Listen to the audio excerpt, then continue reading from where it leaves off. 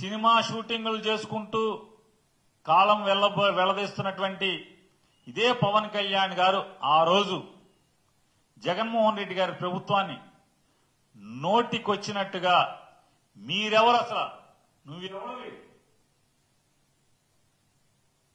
డబ్బులు మాయి మా డబ్బులతో మేం సినిమా తీసి మా ఇష్టం వచ్చినట్టు జనాలకు చూపించి మా ఇష్టం వచ్చిన రేటుకి మేము టికెట్ అమ్ముతాం నువ్వెవడవి అని చెప్పి ఆ రోజు కారు కూతలు కూసినటువంటి పవన్ కళ్యాణ్ గారి పార్టీ తరపున గెలిచి పవన్ కళ్యాణ్ గారు సినిమా ఫీల్డ్ ని ఉద్ధరిస్తారని ఆ శాఖ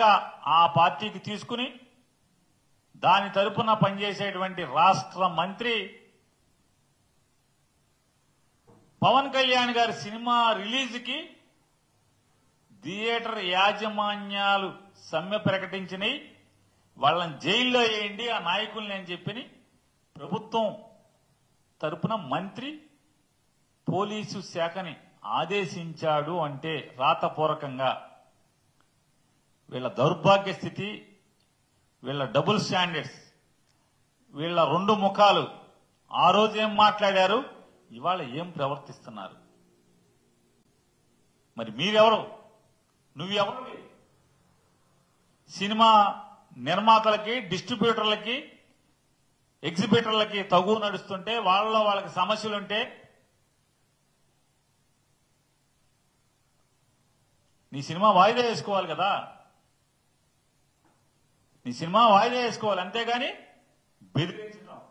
జైల్లో వేస్తామని డీజీపీకి ఆదేశాలు ఇవ్వటం ఏమంటారు దీన్ని